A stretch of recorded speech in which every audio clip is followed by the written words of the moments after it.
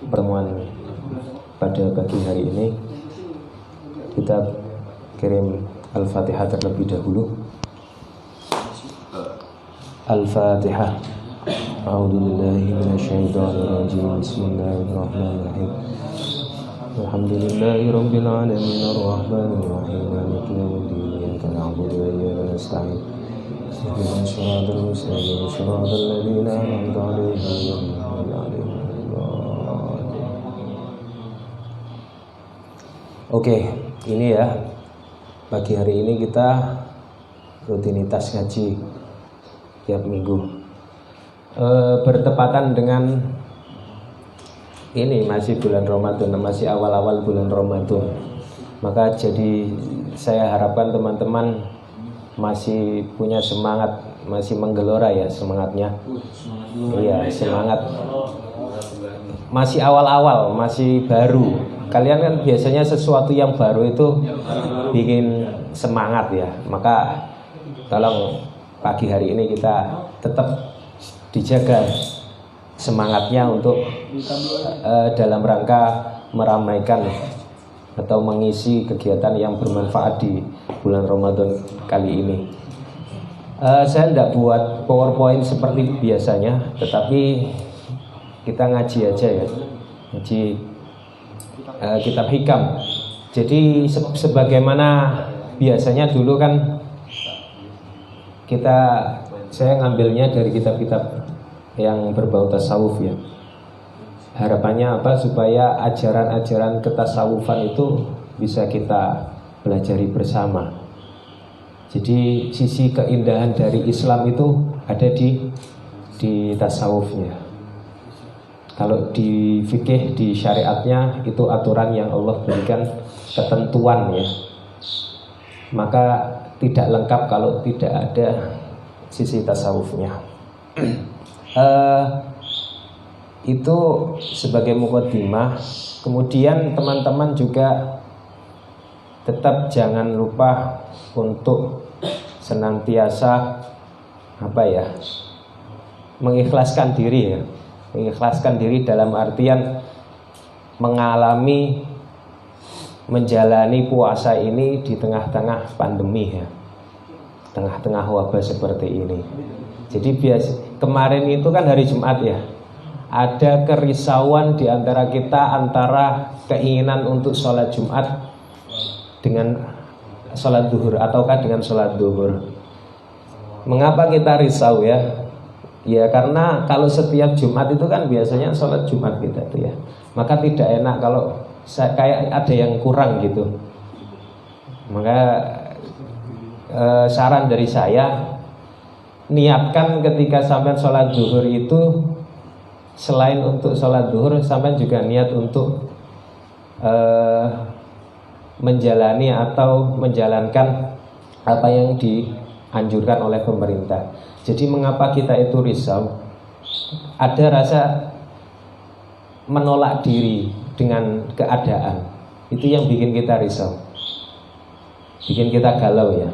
Jadi di antara salah satu anjurannya itu kan tidak menjalankan jamaah sholat 5 waktu ataupun sholat Jumat di masjid, diganti dengan sholat duhur. Maka sebenarnya fatwa para ulama ini itu kan hasil dari fatwa ulama. Dan ketahuilah orang-orang alim ketika berfatwa itu tidak hanya mengandalkan perasaan semata, tetapi juga mengandalkan ilmu. Jadi bisa keluar fatwa itu bukan main-main. Dan itu jumhur, kebanyakan ulama saat ini ya, ketika wabah ini itu menyarankan, menghimbau untuk sholat Jumat. Dan ini yang bikin saya itu tenang. Mengapa? Saya itu tidak sholat Jumat juga karena perintah Allah dalam bentuk apa? Anjuran dari ulama. Kita taat kepada ulama, taat kepada pemerintah, itu wajib hukumnya. Itu ayatnya gimana itu? Ya ayyuhalladzina amanu atiillaha wa atiiur rasul wa ulil amri minkum. Ulil amri di situ apa? Pemerintah, baik pemerintah dalam hal kepemerintahan maupun di masalah agama. Maka kita niatkan ketika kita merasa risau dengan ketentuan yang telah dibuat oleh pemerintah, ya kita niatkan aja. Ini sebetulnya makna dibalik ayat yang dulu saya tuh kagum ya. Mengapa demikian?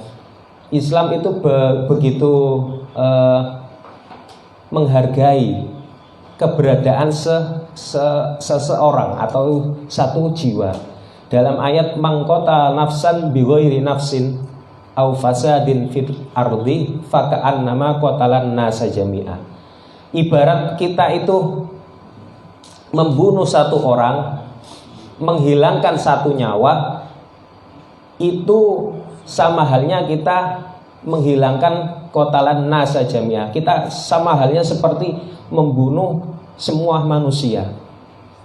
Wa man ahyaha faka'annama ahyan nasa jami'a.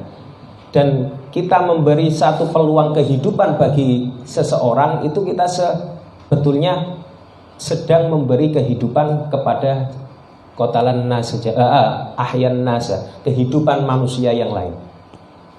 Ibaratnya begini, seseorang itu dalam dirinya dia kan itu punya potensi hidup ya. Punya potensi hidup. Dari dirinya ini ada kemungkinan lahir seorang benih atau apa dalam bahasa kedokterannya itu? Gen, iya, punya gen dia. Dia akan melahirkan manusia-manusia. Nah, ini ketika kita membunuh satu orang, itu kita menutup kemungkinan lahirnya banyak orang. Nah, itu saya baru sadari ayat ini kira-kira maknanya dalam konteks sekarang ini ya, yaitu seperti itu. Kita memberi kehidupan, sebetulnya kita menjaga di dalam asrama ini ya, sebetulnya kita sedang menjaga kehidupan orang lain juga. Maka tak henti-hentinya saya juga menghimbau kepada teman-teman, kalau toh semestinya tidak ada kebutuhan mendesak, lebih baik kita tetap di asrama. Kalau dulu Indonesia diperjuangkan melalui apa? Merebut para penjajah ya. Kita cukup rebahan aja, nggak usah susah-susah. Berjuangnya kita saat ini cukup rebahan di asrama sambil ngaji, itu ya. Iyalah, kita itu loh. Nah kalau ditanya, loh kamu ngaji kok rebahan? Ngaji itu kan duduk menghadap kiblat. Coba pikirannya diganti, lawang kita rebahan aja sambil ngaji ya. Apalagi kalau duduk. Iya, itu saya pernah di apa namanya di jalan gitu ya. Sambil baca umi apa bahasanya? Milik apa mulutnya itu loh. Muhammad Kamit lah gitu ya. Baca ya. Ditegur sama teman saya, loh kamu baca Al-Quran kok di jalanan, enggak boleh. Loh iya, saya itu di jalan aja baca Quran. Ya, itu sama dengan ini loh, apa namanya biasanya. Oh, iyalah apa pendidikan tinggi lulusan S1, S2 nyatanya jadi ojek, Gojek online. Coba pola pikirnya diganti lah, wong Gojek online aja pendidikannya S2 loh. Gimana kalau para profesornya itu ya, keren gitu. Oke, saya ngaji ini ya, yang di bawah itu yang saya kotaki itu. Kalau yang atasnya itu penjelasannya terlalu panjang ya. Oke, kelihatan dari belakang ya. Udah saya besarkan, nanti ya yang penting kan penjelasannya nanti ya. Bismillahirrahmanirrahim. Qala al-musannif rahimahullahu ta'ala wa nafa'ana bihi wa bi'ulumihi fid dharain amin.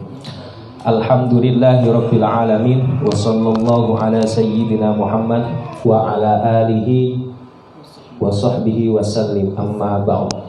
Fayaqulu al-murtaji, maka berkata siapa al-murtaji, orang yang mengharap ya.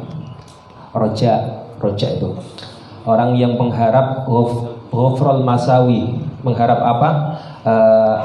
Pengampunan al-masawi yang tak ternilai. Priceless apa? Priceless. Ya gitulah. Lidah saya tuh kalau suruh baca Inggris itu lebih baik ini ya, baca lidahnya enggak sesuai itu. Abdullah bin Hijazi al-Khulwati al-Masyhur bisyarqawi. Hadhihi taqidat latifah. Jadi ini taqidat itu semacam catatan-catatannya. Latifah yang simple. Hadhihi taqidat latifah ala hikamil arif. Catatan-catatan ringan simple atas hikamil arif. Hikam itu jamak dari hikmah. Jadi hikmah al-arif billah. Orang-orang sufi itu sebutannya mereka al-arif ya. Al-arif billah. Meskipun mereka menyebut dirinya al-faqir ya. Tetapi penyebutan orang lain kepada sufi itu al-arif. Al-arif, bukan Ustaz Arif itu ya. Al-arif billah Sayyid Ahmad bin Athaillah qaddasa sirrahu wa qasdahu biha fil ghalib khitabil muridina as-sadiqin wa tarqihim ila maqamil irfan ila wa tarqihim ila ini ya.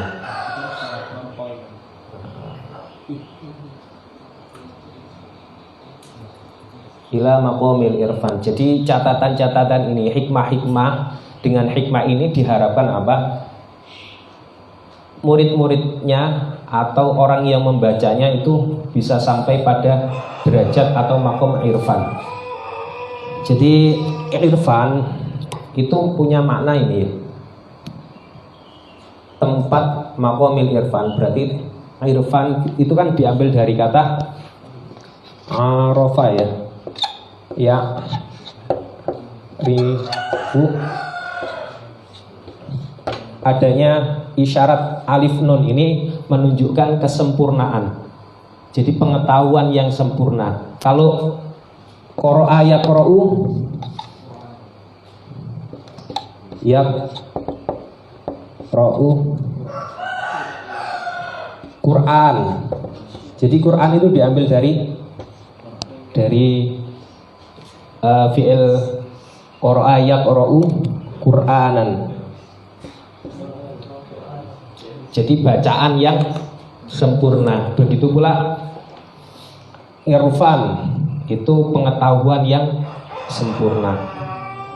Syaiton, iya itu benar, dari kata syaqqa, itu jauh atau tersesat. Jadi tersesatnya begitu sempurna. Apalagi syaiton, irfan, Quran, rawan.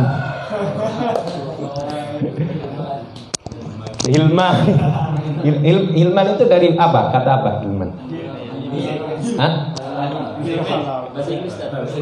Bukan bahasa Arab ya?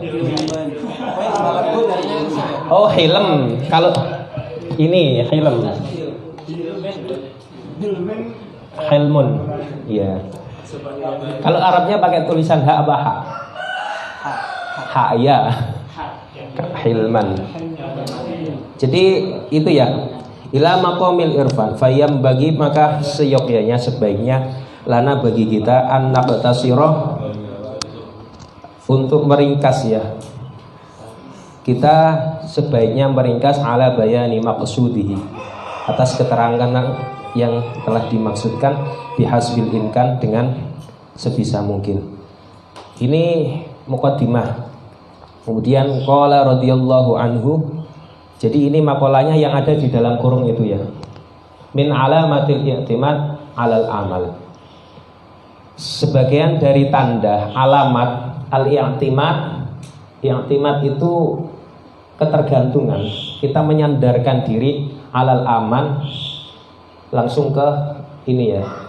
Nuqsanur raja inda wujudiz zalal. Jadi yang ada di dalam kurung ini adalah makolahnya atau matannya.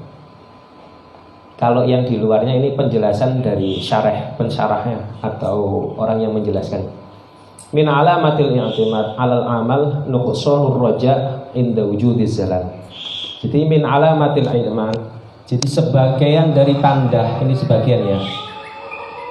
Sebagian dari tanda-tanda ketergantungan kita kepada amal itu adalah nuqsanur raja, berkurangnya harapan inda wujudi zalal, ketika datang suatu kegagalan. Maksudnya bagaimana? Jadi kalau kita beramal itu akan apapun amalnya ya. Nanti dijelaskan di situ amal itu apa. Kalau kita katakanlah beramal, ingin tahu kadar keikhlasan atau tidaknya, itu perhatikan ketika kita gagal. Mengapa? Patokannya kalau dirinya itu benar-benar ikhlas lillahi ta'ala ya, dia tidak akan terlalu kecewa, sebab yang dia sandarkan itu bukan pekerjaannya. Jadi coba sampean gampangannya begini. Min alamatil i'timad 'alal amal nuqsanur raja inda wujudiz zalal. Ini menunjukkan makalah ini ya, dari makalahnya Hikam ini kita bisa mengambil hikmah begini, bahwa sesungguhnya amal kita itu ada yang menggerakkan, ada penggerak di balik setiap pekerjaan, perlakuan yang kita lakukan setiap hari.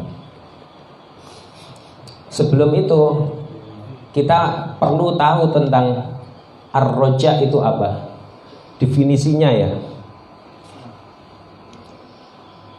Kalau yang lawannya ar-raja apa? Ar-raja itu kan dia punya keinginan disertai dengan usaha. Kalau lawannya tamanni ya.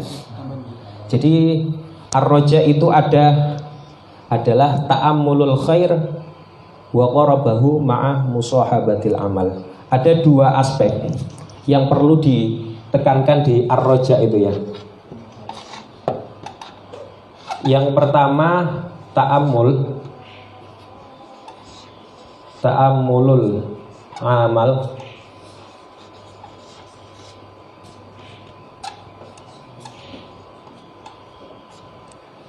cita-cita yang baik, keinginan yang luhur. Ini aspek pertama. Yang aspek yang kedua, wa musahabah,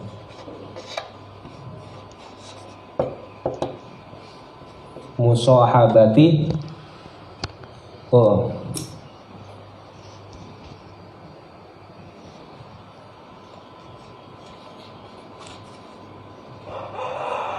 Kelihatan nggak dari belakang? Ya, maksud saya ini keliru, ini bukan ini. Khair, kebaikannya. Ta'amulul khair, cita-cita yang baik atau angan-angan. Bisa disebut roja itu kalau mempunyai dua aspek ini. Yang pertama ta'amulul khair, dia punya cita-cita, keinginan yang baik. Tidak hanya itu, keinginan ini diwujudkan dengan amal atau perbuatan, musahabatul amal. Kalau tanpa musahabatul amal, itu namanya hanya tamanni, mengharap sesuatu saja tanpa ada aksi ya. Bahasanya seperti itu. Jadi ar-raja huwa ta'ammulul khair wa musahabatul amal. Dia bekerja saja, aksi tanpa ada keinginan yang baik, itu juga bukan roja. Tetapi begitu pula ta'ammulul khair saja tanpa ada musahabatul amal, itu tamanni namanya. Ini dua aspek yang mendefinisikan tentang ar-roja, keinginan. Maka kalau ar-roja itu nisbatnya ke sesuatu hal yang positif. Kalau yang tamanni itu yang negatif. Lawannya ini namanya tamanni.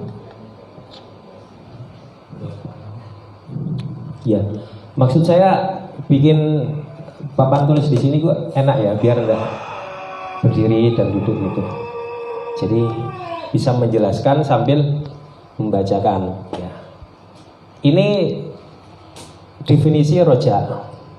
Jadi apa tadi? Yang pertama ta'ammul, cita-cita atau keinginan yang baik, kemudian disertai dengan musahabatul amal. Kemudian kita ingin tahu gimana ar-roja di dalam Al-Quran ya, di ayat-ayat Al-Quran. Ini saya hapus ya.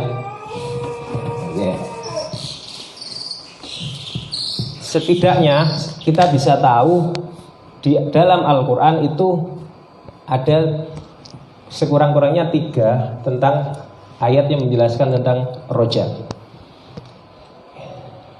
Di surat apa itu? Yang pertama, yarjuna tijaratan, yarjuna tijaratan.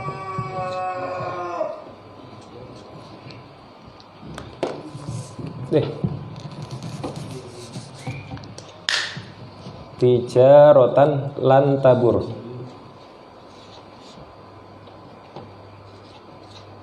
Nah, maksudnya apa? Kalau yang yarjuna tijaratan lan tabur itu kriteria seseorang yang mengharapkan perdagangan. Gimana sih perdagangan itu? Perdagangan dengan Allah yang apa? Tidak ingin rugi, pinginnya beramal sedikit tapi punya efek banyak. Ini ada anak ekonomi enggak di sini? Akuntansi. Prinsip ekonomi kan seperti itu. Dia apa namanya? Modal sedikit-dikitnya pingin untung yang sebesar-besarnya. Nah, ini kriteria yarjuna tijaratan lan tabur. Kita manusia berharap kepada sesuatu perdagangan yang tidak ingin rugi. Maksudnya bagaimana? Kita beramal setiap hari, amal kita itu hanya sedikit, tapi ingin dapat balasan dari Allah sebanyak-banyaknya. Nah, itu ibarat seseorang yang gini ya, pingin ini aja kasus baru-hari, pingin hafal banyak, tapi tidak mau murojaah banyak. Pengennya murojaahnya hanya satu kali 2 kali udah langsung hafal. Tapi pengen langsung banyak hafalannya, ya enggak bisa. Ya. Atau orang yang pengen kurus ya, pengen kurus tapi hanya sekali 2 kali lari jogging, tapi dia malah gagal. Itu kayak siapa itu ya? Tapi saya heran, ada yang lebih heran lagi. Orang kurus makan banyak tapi tidak gemuk-gemuk. Uang kita aja yang gendut itu ya mengurangi makan loh. Makannya hanya sedikit tapi tetap gemuk aja. Itu ada yang seperti itu ya. Ya, sampean kalau mau bandingkan ya, makan saya coba perhatikan itu setiap hari dibandingkan para predator itu. Coba lo enggak, meskipun enggak bulan puasa itu ya, enggak bulan puasa makan saya sedikit. Terus sampean tahu tujuan saya jogging setiap sore itu bukan kok takut corona. Bukan kok ingin imunitas tubuh kebal, enggak, ingin menurunkan berat badan. Ya, itu motif lainnya. Jadi begini, yarjuna tijaratan lan tabur itu maksudnya ya itu tadi. Ini teori ekonomi main di sini ya. Kita modal sedikit, pingin untung banyak, pingin pingin surganya Allah, tetapi hanya dengan amal sedikit. Kemudian ada lagi naik kualitasnya. Ini ayat berapa? Kalau tidak salah ini di surat Fatir ya. Yarjuna tijaratan lan tabur itu ya Fatir. Ayatnya cari sendiri. Yang kedua yarjuna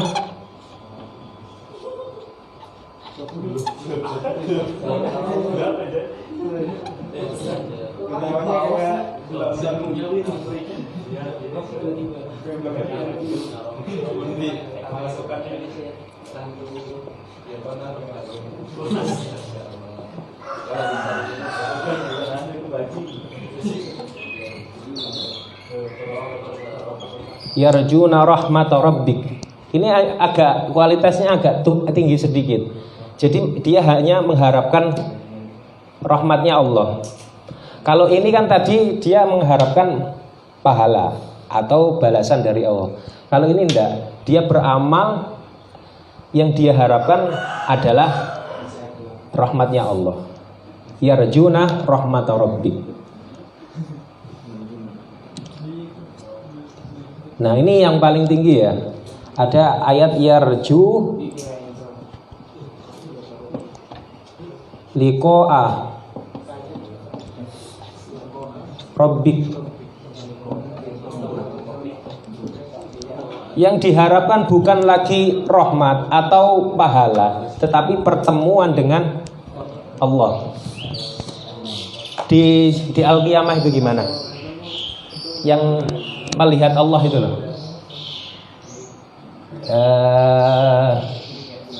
Ayat lupa saya ayatnya. Jadi kita nanti itu di surga, nikmat yang paling besar adalah perjumpaan dengan Allah Subhanahu wa ta'ala. Dan ini yang diharapkan oleh orang-orang yang hanya mengharap pertemuan dengan Allah. Dia beramal sebanyak apapun, yang ia harapkan hanya liqa rabbi, karena tidak ada kenikmatan yang melebihi nikmatnya berjumpa dengan Allah. Yarju liqa rabbik. Kalau ini yarjuna rahmatan, dia masih ingin rahmat. Kalau yang ini dia mengharap surga atau pahala atau balasan. Kalau analogi sederhananya di kehidupan nyatanya misalnya ya, kalau ini yarju liqa'a, yang dia inginkan itu hanya pertemuan dengan orang yang dia kasihi atau yang dia cintai. Kalau yang ini yarjuna rahmatar, dia hanya ingin kasih sayang dari orang yang dicintai. Misalnya ada laki-laki yang setiap hari ngapeli aja ya. Itu yang dia harapkan, kemungkinannya dia pertemuan dengan perempuan atau kekasihnya itu. Kalau yang ini yarjuna rahmata, dia ingin dapat balasan kasih sayang atas cintanya kepada perempuan itu. Kalau ini yarjuna tijaratan tabur misalnya ya, dia setiap hari apel, jarang apel misalnya, jangan setiap hari, seminggu sekali apel, tapi pengen dapat kasih sayang, itu kan beda ya kualitasnya. Nah, itu tingkatan-tingkatan roja dalam Al-Quran. Oke, kembali ke sini ya. Min alamatil i'timad 'alal amal nuqsanur raja' inda wujudiz zalam. Lantas dari hikmah ini kita juga dapat mengambil, kita itu jangan senantiasa membanggakan diri dengan amal atau perbuatan yang kita lakukan untuk mendapatkan surga Allah. Mengapa demikian? Karena kita masuk ke dalam surganya Allah itu murni karena rahmat Allah, bukan dari amal perbuatan kita. Ini pernah diisyaratkan oleh Kanjeng Nabi melalui hadisnya itu. La yadkhulal jannah, gimana itu? Tidak akan masuk seseorang ke dalam surga dengan amalnya. Kemudian para sahabat bertanya, wala anta ya Rasulullah, engkau juga begitu ya Rasulullah, wala ana, saya pun juga begitu. Jadi yang perlu diperhatikan dari hadis ini bukan berarti Rasulullah itu bukan penduduk surga. Jadi jangan salah memahami hadis. Hadis itu ada tempatnya masing-masing. Misalnya ya, ada dalil mengatakan tamu itu seperti raja. Tamu itu seperti raja. Itu jangan digunakan sampean ketika menjadi tamu. Atau seorang tuan rumah itu seperti apa namanya? Tamu itu seperti apa? Seperti mayit. Jangan diperlakukan seperti apapun. Ya harus manut, harus nerima. Itu ada tempatnya masing-masing. Kalau kita ingin bertamu kepada misalnya Pak Anggito, maka kita jangan pakai tamu yang kita itu raja, tetapi kita memposisikan diri sebagai kita itu adalah seperti mayit. Diperlakukan apapun oleh tuan rumah harus manut. Jadi itu posisi dalil yang benar, harus ditempatkan sesuai porsi dan proporsinya. Begitu pula hadis yang la yadkhulul jannah itu ya, itu tidak ada hubungannya sama sekali masuk surga atau tidak masuk surganya Rasulullah. Tetapi dalam hadis itu disebutkan bahwa kita itu jangan terlalu menggantungkan diri kepada amal perbuatan kita. Kalau toh kita menyatakan bahwa kita itu masuk surga karena murni amal kita, sampean mau di surga itu hanya 60 tahun atau 70 tahun. Mengapa? Sampean selama-lamanya hidup di dunia itu hanya terbatas 60 tahun atau 70 tahun. Sampean mau mengamal baik selama 70 tahun, itu pun kalau nanti sampean menyatakan bahwa saya masuk surga karena amal, ya udah di surga 70 tahun aja, setelah itu di neraka. Itulah makna dari kita itu masuk surga sebetulnya adalah murni rahmat Allah Subhanahu wa ta'ala. Tidak ada intervensi, kita tidak boleh mengintervensi Allah untuk mewajibkan Allah memasukkan kita setelah beramal kebaikan. Itu ya. Lantas bagaimana? Ya udah ndak usah beramal, wong amal kita ndak masukkan kita ke surga aja. Itu salah ya pernyataan seperti itu. Kita ndak mau beramal karena dengan amal kita ndak bisa memasukkan kita ke surga. Itu salah dalil seperti itu. Bukan berarti itu sebetulnya itu dalil hadis itu untuk mengerim, menahan kita supaya tidak terlalu membanggakan diri kepada amal. Nah, amalu yang dimaksud amal di sini adalah al-jawarihi min sholawatin wa adzkarin wa ghairiha. Sementara di syarah yang lain itu disebutkan amal itu ada 3 macam. Amalus syariah, amalut thariqah, dan amalul haqiqah. Saya tuliskan aja. Jadi amal perbuatan.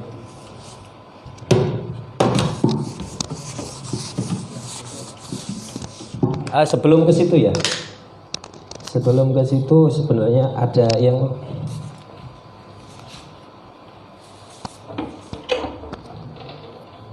oh iya. Al-amal itu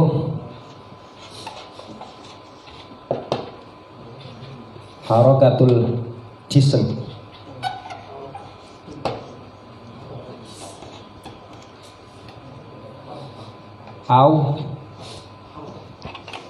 pergerakan ya, awil qalbi, yang disasar oleh pergerakan amal. Jadi amal itu meliputi jisim, jasad kita ya, dan qalb, hati. Nah dari sini nanti ada pembagian amal menurut para ahli ilmu. Yang saya sebutkan tadi amalus syariah, as-syariah. Yang kedua amalut thariqah.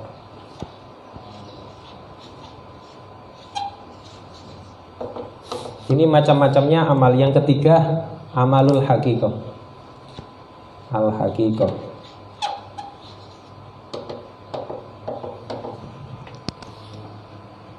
Nah, apa sih fungsi dari amalus syariah? Li islahil jawarih, untuk memperbaiki jawarih itu anggota tubuh, anggota badan yang kasat mata ini. Kalau yang amalut thariqah li islahil qulub, untuk memperbaiki hati. Sedangkan yang amalul haqiqah li islahil arwah, untuk memperbaiki roh, atau di sini as-sarair, yang sifatnya roh ya, yang tidak kelihatan. Nah, amal itu meliputi harakatul jism dan awil qalbi, jisim dan hati. Mengapa hati ini juga disebut? Kalau kita menggerakkan jisim atau hati kita itu sesuai dengan ketentuan syariat, maka itu yang disebut ketaatan. Begini bunyinya, fa in taharraka bima yuwafiqus syariah sumya at-ta'ah. Dan jika jisim dan qalb dan hati itu digerakkan sesuai dengan tuntunan syariat, maka sumya at-ta'ah, sumya ta'ah, dia dinamai taat. Wa in taharraka bima yukhalifus syariah, dan apabila dia keduanya ini digerakkan menyalahi atau menyelisihi syariat, maka dia dinamakan maksiat. Jadi apa toh definisi dari maksiat? Maksiat itu ketika jisim dan qalb itu tidak sesuai dengan ketentuan syariat. Dan apa yang disebut taat? Berangkat dari definisi tadi, yaitu taat ketika jisim dan qalb itu sesuai dengan ketentuan syariat. Nah, dari sini dirumuskan kemudian bahwa amal perbuatan itu ada 3 macam. Amalus syariah, amalut thariqah, dan amalul hakikah. Dan ini fungsinya punya sendiri-sendiri. Asy-syariah li islahi al-jawari. Fungsi dari syariah, amalus syariah itu memperbaiki yang jawarih, yang yang tampak dalam luaran kita itu, pergerakan kita. Sholat itu kan dimensi zahirnya ada, gerakannya ada. Dan sholat itu punya dimensi thariqah juga, li islahi qulub, li islahil qulub. Tidak hanya dimensi zahir, ada dimensi batinnya. Kemudian amalul haqiqah ini berkaitan dengan hal-hal yang sir, yang tidak nampak, yang dengan bahasanya di sini disebutkan li islahil arwah. Ruh yang ada dalam jasad kita itu juga perlu asupan ya. Melalui apa? Ya ini amalu syariah dan amalu thariqah ini dimaksimalkan. Itu. Sudah berapa jam ini? Sudah 1 jam. Oke, itu jadi keterangan hikmah yang dapat kita ambil dari tadi ya, maqalanya Hikam itu, min alamatil i'mad alal amal nuqsanur raja inda wujudis salam. Oke, itu ya. Barangkali itu untuk selanjutnya mungkin teman-teman ada yang bertanya.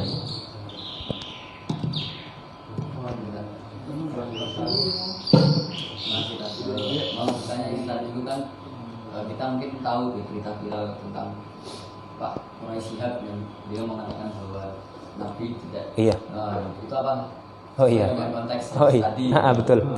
Tidak dijamin surga, maksudnya dari Allah. Iya betul. Iya, saya mau menyampaikan itu, lupa juga ya. Dulu Pak Quraisy itu cek. Dulu Pak Quraisy Shihab itu juga menjelaskan hadis itu, tapi kesalahan dari siapa? Dari media. Dipotong yang begitu vulgar aja, bahwa Nabi tidak masuk surga.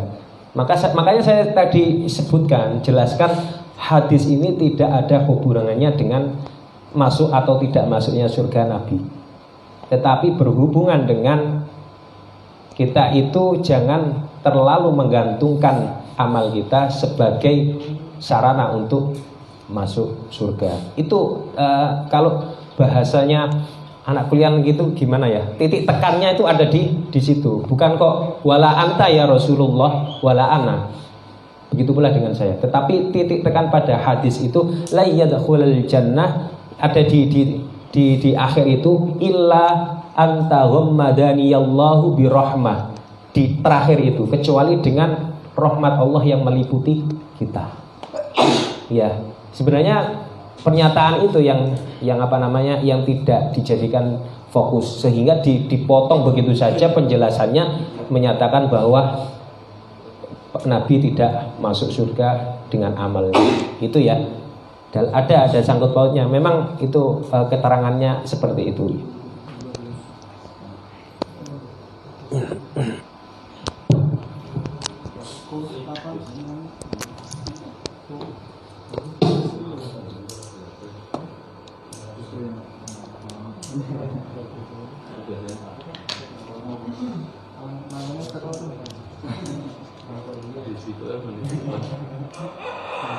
Oke, sudah. Cek.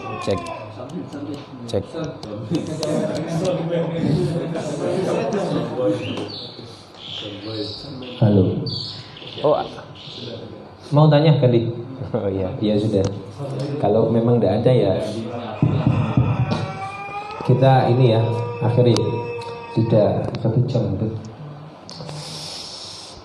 Itu barangkali teman-teman yang bisa saya sampaikan, kurang lebihnya mohon maaf. Khairul kalam. Wassalamualaikum warahmatullahi wabarakatuh.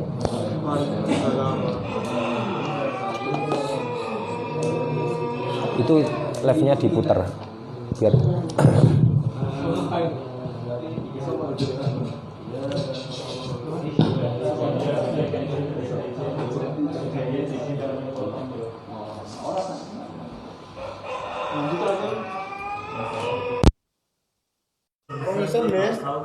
Sama?